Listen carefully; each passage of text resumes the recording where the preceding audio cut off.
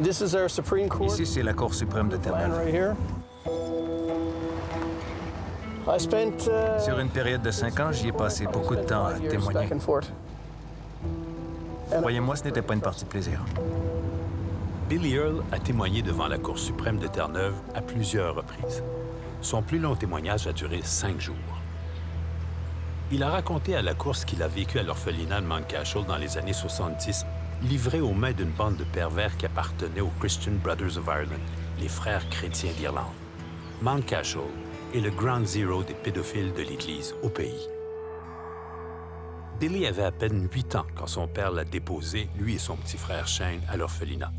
Les parents avaient 7 enfants et un divorce sur les bras. 3 des garçons ont été abandonnés aux mains des frères chrétiens. Billy a été battu et agressé sexuellement. 40 ans plus tard, ce qu'il a vu le réveille encore la nuit. Il entend les cris de ses camarades de l'orphelinat qui se font battre ou agresser sexuellement. Il n'y a pas de mots pour décrire ce qu'on a vu. Ça ne fait que quelques années que je suis traité pour le stress post-traumatique.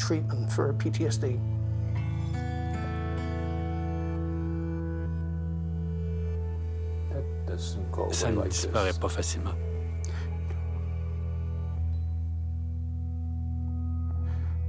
Mais au moins, je suis là.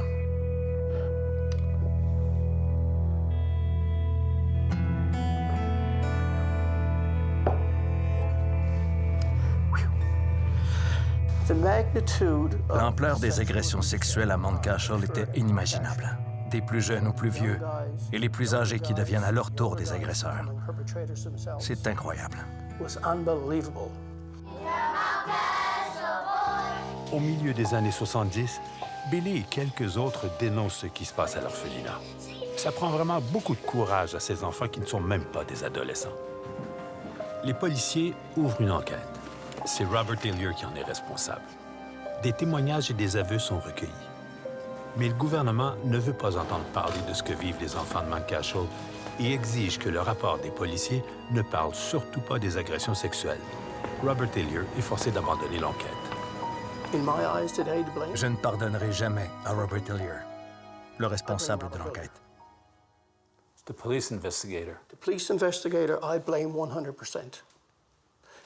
S'il avait eu juste un peu de courage, un peu de cœur, s'il s'était mis à notre place, il n'aurait jamais laissé tout ça se produire. Les religieux s'en sortent en toute impunité. Et puis, 15 ans plus tard, en 1989, à la radio, un journaliste raconte ce qu'il sait des horreurs de l'orphelinat.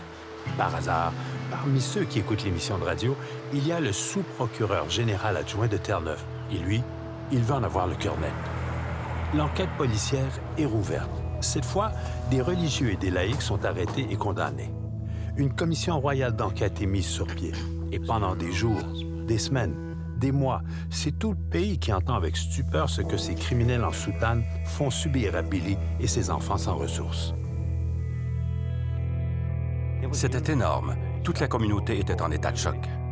À l'époque, Glenn Whiffen était un jeune journaliste et rien ne l'avait préparé à ce qu'il allait entendre pendant les travaux de la commission d'enquête. Ces procès-là m'ont fait passer pas mal de nuits blanches. Je n'arrivais pas à croire ce que j'entendais. Les gens étaient choqués d'entendre les détails et l'ampleur de ce qui s'était passé. Les gens n'arrivaient pas à croire que ceux qui devaient prendre soin de ces enfants vulnérables leur faisaient subir toute cette violence, ces agressions sexuelles.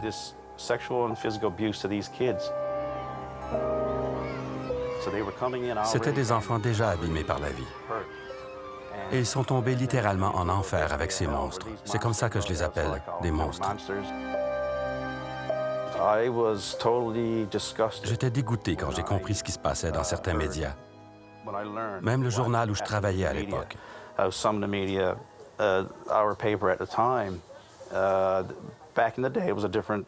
salle de nouvelles a reçu l'ordre de ne pas enquêter sur ces histoires. Ça m'a vraiment dégoûté comme journaliste. Mais ça ne pourrait plus se produire aujourd'hui. Mount Cashel est une onde de choc terrible. Mais quelques années plus tard, l'autre bombe, Boston. Ils vont réduire au silence tous ceux qui osent parler. Je veux que vous me foutiez la paix, c'est clair? 6% comportement déviant. 6%, ça fait 90. 90 prêtres. Si ces salauds étaient si nombreux, les gens le sauraient. Peut-être qu'ils le savent. Le film Spotlight raconte comment, en 2002, les journalistes du Boston Globe découvrent comment le diocèse de Boston a protégé des dizaines de prêtres qui agressaient des enfants, en les déplaçant d'une paroisse à l'autre, avec la bénédiction du cardinal Bernard Law, qui déménage au Vatican où il ne sera plus jamais embêté. Depuis, Australie, Belgique, Irlande, Canada, en fait, partout on comprend que c'est le même stratagème qui s'applique. C'est tellement énorme. On se demande si des films hollywoodiens comme Spotlight peuvent vraiment faire comprendre l'ampleur de la supercherie. C'est pas seulement à Boston, c'est dans tout le pays, dans le monde entier. Ils savaient et ils n'ont rien fait. Ça aurait pu être toi, ça aurait pu être moi, ça aurait pu être n'importe qui.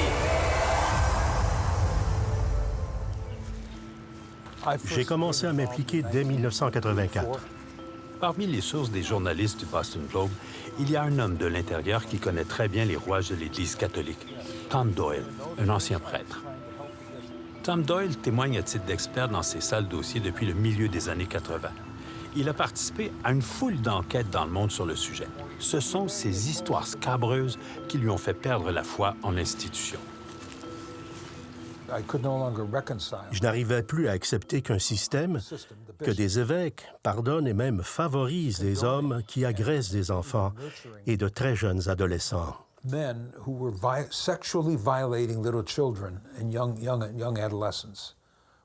C'est un des pires crimes qui soient. L'Église dit aux gens comment vivre leur sexualité et en même temps, elle laisse de telles choses se produire. Je ne pouvais plus vivre avec une telle hypocrisie. Sur cette photo, ce sont les garçons en juin 1974. Alors qu'on met la table et qu'on s'apprête à dire la prière. On peut voir Greg, il est décédé depuis. Ça, c'est moi. Si c'est Terry, il est mort il y a quelques années. Et ça, c'est Greg Connors. Il est décédé récemment. Suicide.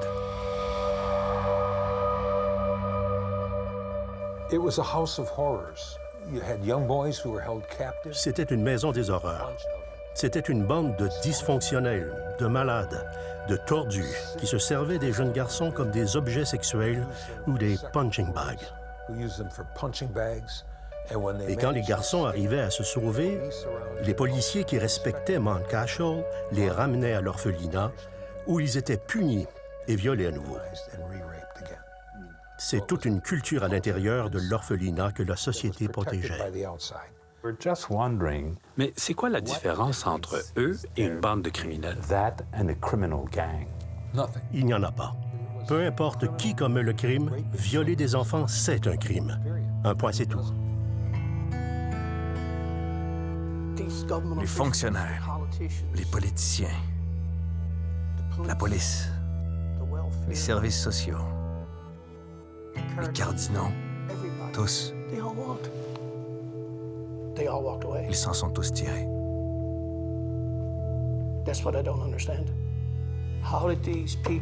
C'est ça que je n'arrive pas à comprendre.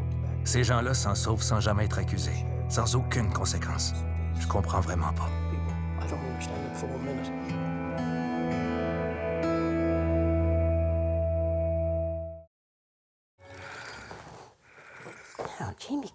Pour des milliers de survivants de prêtres pédophiles dans le monde, l'élection du pape François a soulevé un réel espoir.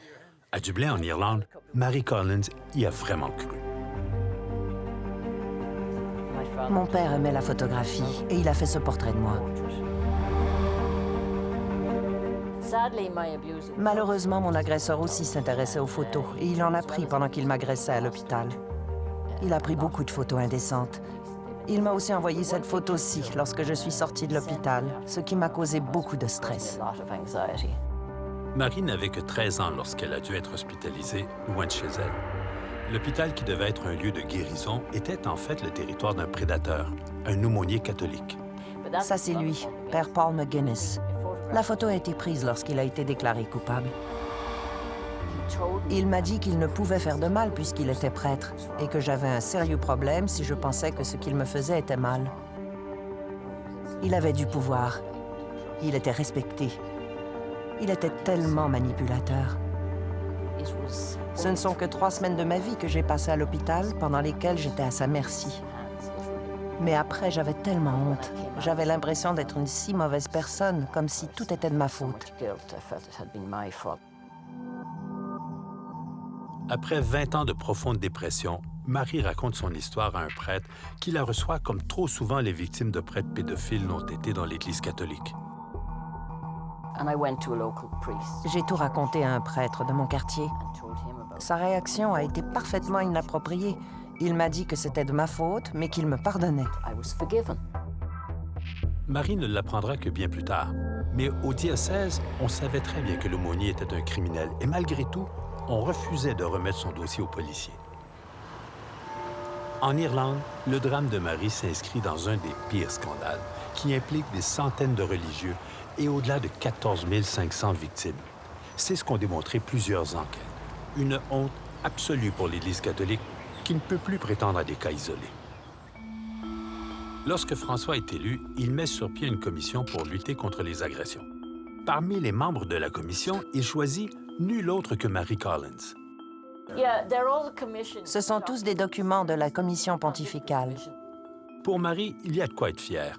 C'est une occasion historique de faire entendre la voix des survivants de l'intérieur, dans les plus hautes sphères de l'Église catholique. Mais Marie ne pouvait pas se douter de ce qu'elle allait découvrir au Vatican. On a découvert qu'au Vatican, la Congrégation pour la doctrine de la foi, qui est responsable de tous les dossiers d'agression, ne répond jamais lorsqu'un survivant, un proche ou un thérapeute écrit à la congrégation pour savoir si son dossier a été réglé ou si son agresseur a été défroqué. On ne leur répond jamais. Jamais. Même pas un accusé de réception. L'Église dit que ce que ressentent les victimes, c'est important. Mais en même temps, elle ne leur répond pas. C'est comme si l'Église rejetait les victimes une fois de plus. Ce qui laisse perplexe certains membres de la commission papale, c'est que malgré des invitations répétées, le pape François ne se joindra pas à eux pour travailler à ce qui était apparemment la priorité de l'Église. Si le pape était venu s'asseoir avec nous, on aurait pu lui parler de la détresse que certains de ses commentaires ont causée. C'est un adulte, un politicien. Je crois qu'il devait entendre ces critiques. Peter Sanders est l'autre victime qui a travaillé avec la première commission du pape François. Nous l'avons rencontré en 2016 à Rome. Il avait prédit le chaos dans lequel l'Église et le pape François allaient se retrouver. Peter est sorti de l'expérience particulièrement déçu. Je me suis souvent demandé dans quelle mesure le pape était vraiment au courant de ce qui se passait. Sait-il, par exemple, à quel point des survivants dans son propre pays sont contrariés parce qu'il ne s'est pas occupé d'eux?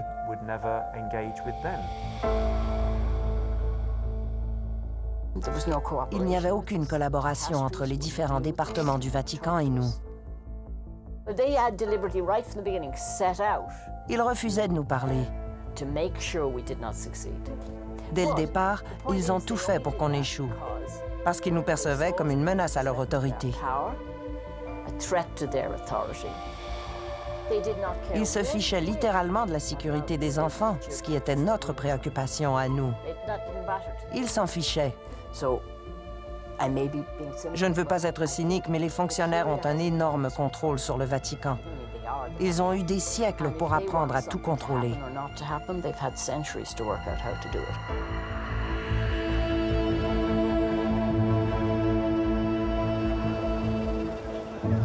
Nicolas Sénez est correspondant pour le quotidien La Croix au Vatican et il connaît très bien le phénomène de la résistance de la curie romaine. Parce qu'il y a vraiment presque une guerre interne, en tout cas il y a une résistance très forte qui se fait jour et de plus en plus fortement, de plus en plus ouvertement contre les réformes qu'a lancées le pape François. C'est une réforme finalement de l'Église pour répondre à la crise des abus sexuels et donc revoir la façon dont le pouvoir finalement se distribue dans l'Église catholique. Et ça, forcément, ça gêne à beaucoup de monde dans l'Église. Il y a un certain nombre de personnes qui refusent de voir que le système est pourri de l'intérieur. Nicolas parle des réformes difficiles du pape François. Voici l'exemple par excellence. Dans l'Église catholique, ce sont les évêques qui sont responsables de la conduite du clergé. Mais la commission papale ne croit plus que les évêques puissent résoudre la crise de la pédophilie. Au contraire, la commission recommande à François de créer un nouveau tribunal pour juger les évêques, les archevêques et, s'il le faut, les cardinaux qui ont couvert les criminels. Le pape est d'accord, et puis, plus rien. Mais où est ce tribunal? C'est ce que j'ai demandé au président de la commission. Où est le tribunal? Il a levé les mains en l'air et m'a dit « Je ne sais pas, Peter. » J'ai dit au pape que nous avions besoin de règles universelles pour protéger les enfants partout sur la planète. Et il m'a répondu « Oh, nous ne pouvons pas imposer les mêmes règles à tous les évêques. »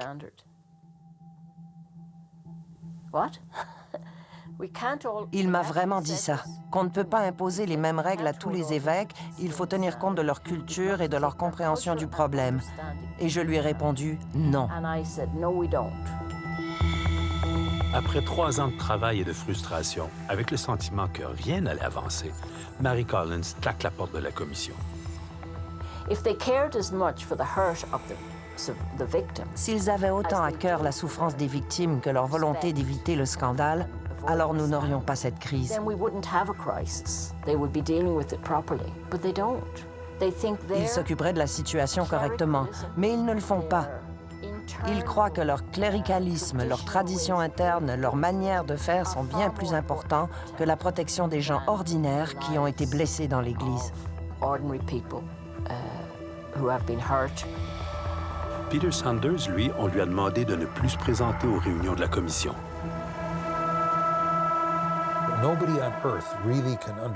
Personne sur Terre ne peut vraiment comprendre la complexité et le pouvoir de la curie. Ils peuvent faire obstruction à n'importe quoi, et ils le font.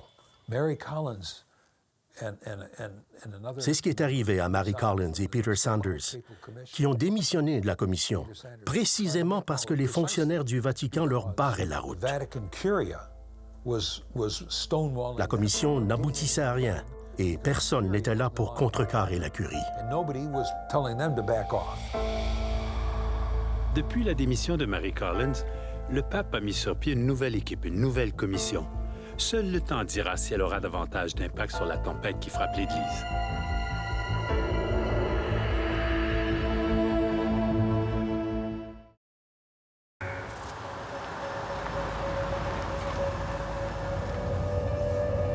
« 30 ans après que n'aient éclaté au grand jour les horreurs de Mount Cashel, Billy essaie de mener une vie aussi normale que possible.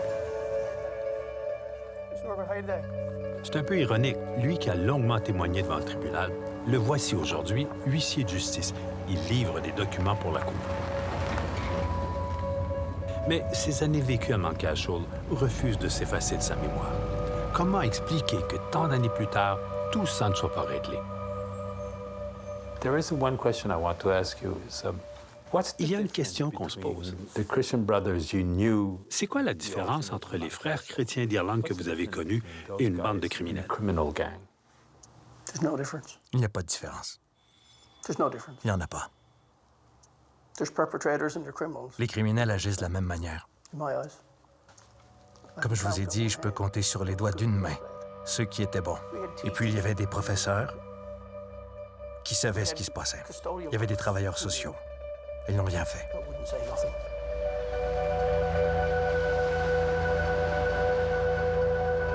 Plusieurs des frères chrétiens que Billy a connus à l'orphelinat de Mount Cashel ont été envoyés en prison. Billy ne croit pas une seconde cependant qu'ils soient les uniques responsables du drame, et il n'est pas le seul à se poser la question.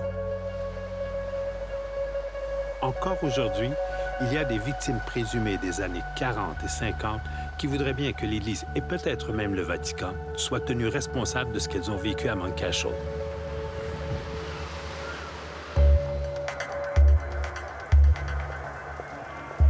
Tenir le Vatican responsable de ce qui s'est passé à Terre-Neuve, effectivement, c'est tout un défi. Le Vatican, c'est un monde à part. Il y a 3000 évêques actifs sur la planète. C'est une confrérie solidaire d'elle-même et des gens qui savent se protéger entre eux. Anthony Figueredo en sait quelque chose. Son histoire est singulière. Il est maintenant connu dans les plus hautes sphères du Vatican. Monsignor Figueredo, comme il aime bien se faire appeler avec son titre honorifique, a osé parler publiquement.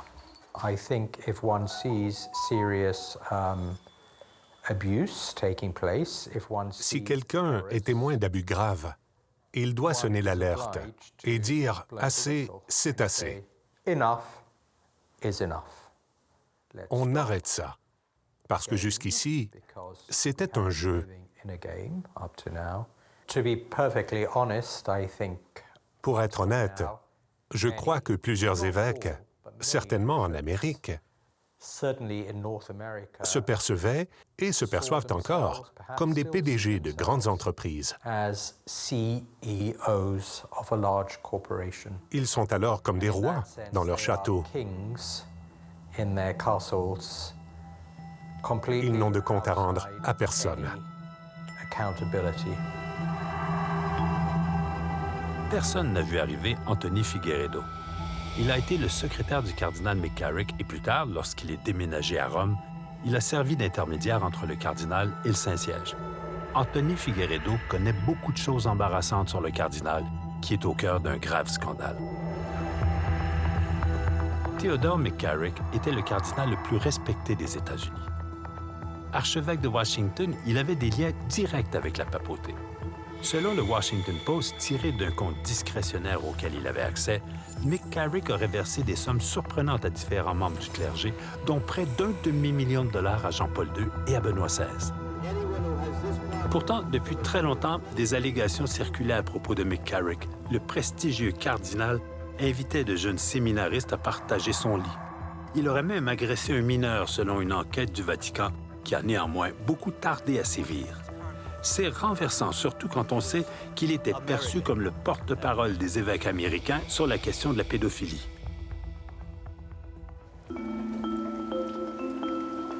Figueredo a en sa possession une correspondance qui tend à démontrer que le cas McCarrick était certainement connu de Benoît XVI et vraisemblablement de François. Mais alors, que devait faire Figueredo de ces informations privilégiées? Les divulguer ou se taire? À 5 reprises, j'ai écrit à mon évêque, Monseigneur Tobin, à propos de cette correspondance. Je suis allé voir 2 cardinaux, dont le cardinal responsable du clergé à Rome. Je lui ai montré la correspondance. Je lui ai demandé ce que je devais en faire. Le cardinal m'a dit d'en parler avec mon évêque, mais il m'a dit que cette correspondance n'était pas pertinente à notre conversation. Voilà qu'il y a de quoi surprendre. 2 cardinaux qui semblent considérer sans intérêt une correspondance qui démontre que de très hauts placés dans l'Église étaient au courant des agressions de McCarrick depuis des années. Comment peut-on expliquer un tel manque d'intérêt pour des informations si explosives? En vérité, mon évêque voulait que je me taise. Si j'étais rentré dans mon diocèse aux États-Unis, que me serait-il arrivé? Il aurait eu le contrôle sur vous. Il aurait eu un contrôle absolu sur moi. Et qui sait?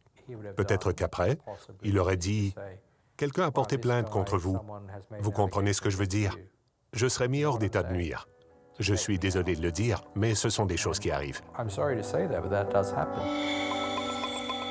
Figueredo finira par publier des extraits de cette correspondance embarrassante et il n'est pas seul à sonner l'alarme. Un autre personnage controversé fait trembler les colonnes du Vatican, Monseigneur Carlo Maria Vigano. La corruption atteint le sommet de la hiérarchie de l'Église, écrit Monseigneur Vigano dans une lettre vitriolique qu'il se décide à publier le 26 août 2018. Dans cette lettre de 11 pages, Monseigneur Vigano, l'ex-ambassadeur du Saint-Siège à Washington, soutient avoir averti François en personne peu de temps après son élection que le cardinal McCarrick se trouvait au cœur d'un scandale sexuel.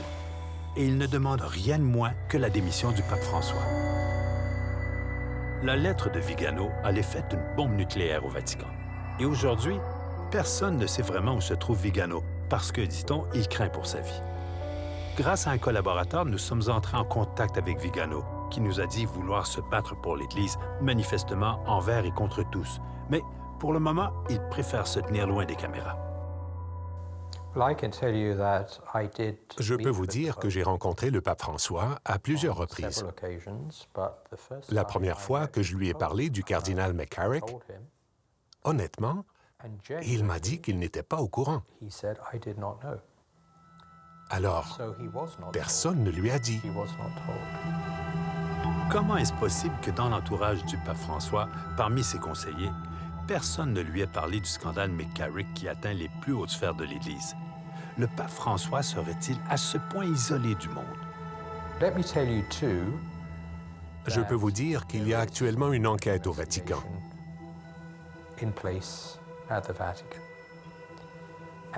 Et pour la première fois, c'est vraiment une enquête plus poussée.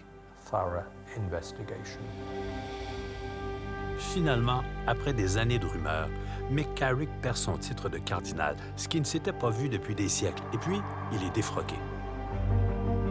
Mais le plus troublant, c'est que McCarrick n'est pas un cas unique dans les hautes sphères du Vatican.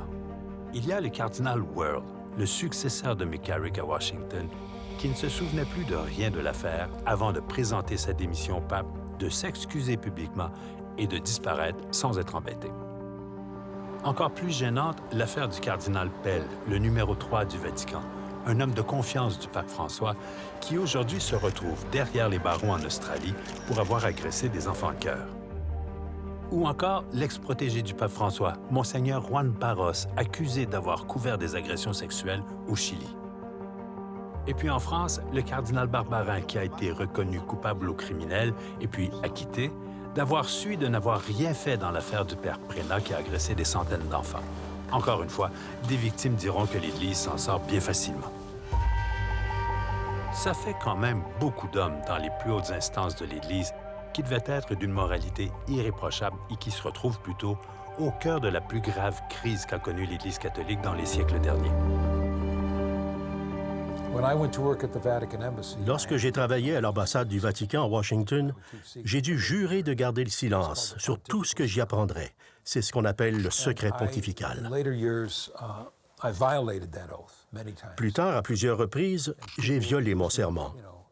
On m'a dit, « Tu as violé ton serment. » Et j'ai dit, « Oui, oui. » Je n'ai pas prêté serment pour protéger des agresseurs sexuels.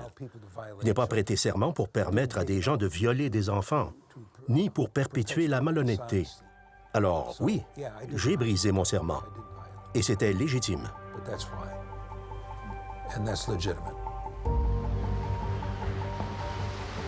Sur les côtes de Terre-Neuve, Billy enrage en voyant comment tous ces gens s'en sortent toujours. On peut pardonner, mais on n'oublie jamais. Les blessures et la douleur sont toujours là. Ça part jamais. Pourquoi la justice ne frappe jamais le gouvernement? Des jeunes, vulnérables, qui viennent de milieux dysfonctionnels, des jeunes démunis, de les utiliser comme des jouets sexuels, de les exploiter comme ça leur tentait. Vous n'êtes que des salauds.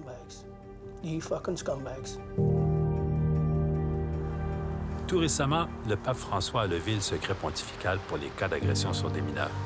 Pour le moment, on n'a aucune idée des effets de cette décision. Par exemple, tous les évêques qui savaient et qui n'ont rien dit, vont-ils maintenant faire des aveux publics?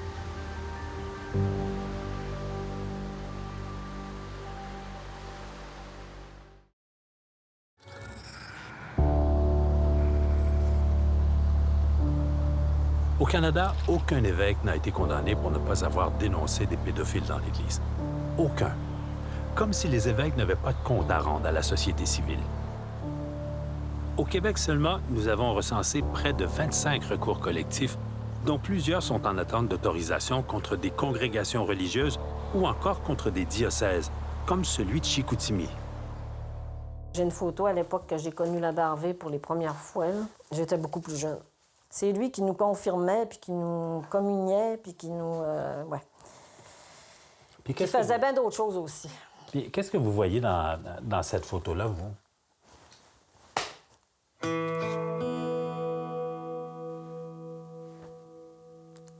pardon.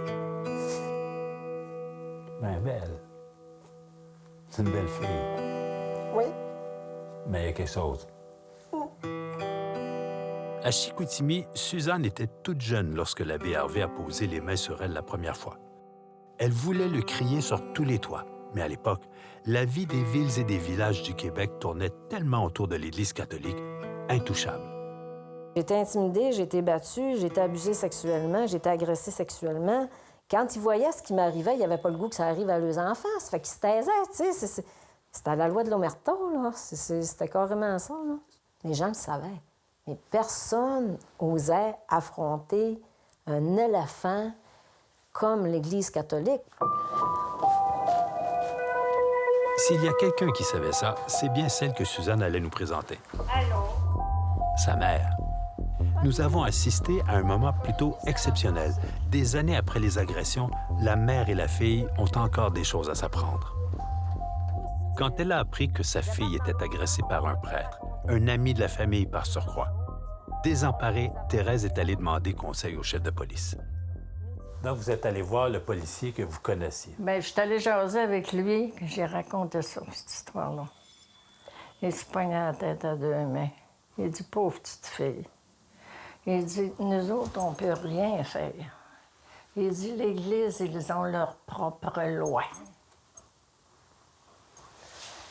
J'ai dit, mon Dieu, j'ai dit, M. Arguin, qu'est-ce que c'est que je vais faire? Je vais rencontrer mon Seigneur. J'ai dit, quoi? Aller rencontrer mon Seigneur Paris, jamais de la vie. C'était un homme austère, ça. Il n'était pas parlable. En fait, c'était tellement inimaginable tout ça que même le père de Suzanne croyait que sa fille lui mentait, qu'elle cherchait à salir l'image de l'abbé Harvey. Supposons, on était à table en train de manger, puis quand elle a commencé à parler de ça, et une fois, il s'était fâché, il s'était levé, puis il avait démanché sa ceinture de culotte, puis il l'a fessé. Là, moi, j'avais un poêlon de fonte dans les mains. Je m'en souviens de ça. Je me préparais pour lui faire son steak. Je l'ai assommé avec le poêlon pour qu'il lâche. J'ai failli le tuer. Ça aurait pu arriver. Hey, imagine la scène, là. Ça, je m'en rappelle, puis je pleurais, puis je me rappelle mon assiette. Elle me servait mon assiette, puis mon assiette s'était toute renversée. Mais je me souvenais pas. Là, elle parle, puis je découvre des affaires. À Chicoutimi, entre 1963 et 1987, à lui seul, l'abbé Paul-André Harvey a agressé 39 victimes, surtout de très jeunes filles. Et de son propre aveu, il y avait probablement beaucoup plus de victimes que ça. L'abbé Harvey a été condamné à la prison où il est décédé en 2018. Comment est-ce qu'on appelle ça un organisme comme ça, qui a en son sein des criminels qui le sait, qui sont criminels, et qui les cachent, et qui, pendant qu'ils les cachent, les laissent continuer à donner libre cours à leur perversion, puis continuer leur crime. On appelle ça comment, ça?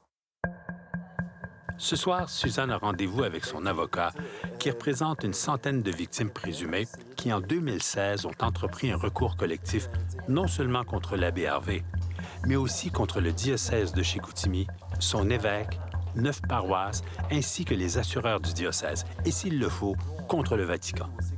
Le regroupement des victimes alléguées réclame 14 millions de dollars pour négligence. Rien n'a encore été prouvé devant les tribunaux. Le diocèse et ses assureurs se renvoient la balle. Mais pour Maître Johnston, il n'y a pas que l'agresseur qui est coupable. C'est criminel de permettre à un criminel de commettre un crime. Et ce qu'on a, c'est une institution au complet qui facilite et qui permet à des pédophiles d'avoir accès à de nouvelles victimes. C'est exactement le cas pour l'abbé Harvey. L'agresseur ici, c'est un prêtre pédophile. Mais il faut bien comprendre que la différence entre un prêtre pédophile qui fait 2 ou 3 victimes, puis qu'ensuite, s'il avait été confronté par l'institution de l'Église, les victimes, ça aurait été ça. Mais au lieu de ça, c'est 100 victimes. Et les 97 victimes qui n'étaient pas ses premières, c'est la responsabilité de l'Église. Et en réalité, pas seulement du diocèse de Chicoutimi ou des fabriques, mais de l'Église elle-même. Hey, c'était non-stop, là, les attouchements, les caresses. C'était continuellement. René Millette a conservé les notes de toutes ses rencontres avec Harvey en prison. Elle a été la dernière avocate du pédophile. Pour elle, impossible que le diocèse de Chicoutimi n'ait pas été au courant. Donc, ça pouvait pas ne pas savoir au niveau de l'évêché ou des évêques ou quoi que ce soit. C'était impossible. René Millette est d'autant plus convaincu que juste avant de mourir en prison, Harvey a signé une déclaration assermentée dans laquelle il affirme avoir parlé de ses crimes à l'évêque de l'époque, Monseigneur Marius Paré, qui lui aurait simplement dit de prier davantage et de faire attention aux enfants. Harvey a été changé de paroisse une douzaine de fois en 20 ans. Alors, quand René Millette entend dire qu'à l'évêché de Chicoutimi, on était au courant de rien... Là, je fais le saut, Ah! Mais non, mais c'est pas possible! Avec tout ce qu'il m'a raconté, là, M. Harvey, toutes les fois que l'évêque lui parle ou son représentant, il change de paroisse, la police, tout le dossier, je dis, écoutez, ça n'a pas de sens. Puis on fait juste le changer de place, on lui dit, prie, puis sois prudent. Sans conséquence. Sans conséquence. Et c'était ainsi de suite. Et au travers de ça, il y a 4 fois des policiers qui l'ont convoqué ou qui sont venus le voir. L'évêque de Chicoutimi qui a succédé à Monseigneur Paré, c'est Monseigneur Jean-Guy Couture, aujourd'hui à la retraite. Pendant plusieurs années, il a été l'évêque responsable de l'abbé Harvey. Mais alors, que savait Monseigneur Couture? Quand je lui ai demandé, vous vous souvenez de moi, il m'a dit « Ah oui ». Monseigneur Couture a accepté de nous rencontrer, sans caméra, là où il habite dans une maison de retraite. Le diocèse de Chicoutimi a eu vent de notre rencontre et a voulu nous empêcher de lui parler. Et l'Assemblée des évêques du Québec s'en est aussi mêlée. D'ailleurs, nous avons écrit à l'Assemblée des évêques du Québec pour parler de la responsabilité des évêques dans toute cette crise. On nous a répondu que l'instance qui a seule l'autorité sur les diocèses et les évêques, eh bien, c'est le pape, uniquement le pape. À Rome, un joueur incontournable sur ces questions, c'est le préfet de la Congrégation pour les évêques, le cardinal Marc Ouellette. 2 fois plutôt qu'une, nous lui avons demandé une entrevue, mais il a refusé de nous rencontrer. Même si Harvey a sévi dans le diocèse pendant que Monseigneur Couture en était l'évêque, et que 4 policiers sont intervenus auprès de l'agresseur, même si aujourd'hui une centaine de victimes présumées poursuivent le diocèse de Chicoutimi, Monseigneur Couture nous dit qu'il n'était au courant de rien. Quand j'en ai entendu parler, j'étais horrifié. Et laissez-moi vous dire que ça en prend beaucoup pour m'horrifier. Chicoutimi est un bon exemple. Pourquoi un procès? Pourquoi ça continue? Pourquoi l'évêque ne dit-il pas « Nous reconnaissons avoir fait ça. Nous sommes coupables, nous sommes désolés. » Mais les avocats continuent de se battre. Alors on dira « Ce sont nos avocats qui nous disent quoi faire. » C'est ça le truc. Mais non, voyons. Au Québec, bien des victimes réclament la tenue d'une commission d'enquête pour faire la lumière sur les crimes de pédophilie, mais reste à convaincre la ministre de la Justice du Québec. À ce stade-ci, l'outil de la commission d'enquête n'est peut-être pas l'avenue la plus appropriée dans ce dossier-là. Ça, c'est toute une connerie. Êtes-vous sérieux? Une enquête au Québec, ce serait comme labourer un champ de mine. Ça ressemblerait à ça. Une véritable enquête au Québec nous apprendrait vraiment beaucoup de choses. Mount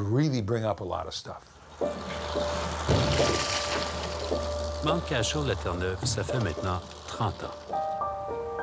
Comme si on avait cherché à effacer les preuves de l'horreur, l'orphelinat a été démoli. C'est ici. Tout ça, c'était Mount Cashel. Aujourd'hui, on y trouve une épicerie. C'est ça le mémorial? Vous appelez ça un mémorial? Tout ce qu'il reste de l'orphelinat des garçons de Mount Cashel, c'est ce petit bout de terrain en mémoire d'Onsiki. Pas un mot gravé sur les vieilles pierres. Pas l'ombre des noms de ceux qui se sont enlevés la vie ou ceux qui, comme Billy, luttent chaque jour à la recherche d'une vie ordinaire. Billy sent la colère qui gronde en lui. Il n'en revient pas. Tout près à quelques dizaines de mètres d'ici, c'est là qu'est revenu habiter un des pires agresseurs de Mount Cashel, Doug Kenney. Et comme pour tourner le fer dans la plaie, c'est juste de l'autre côté de la rue, en face d'une garderie.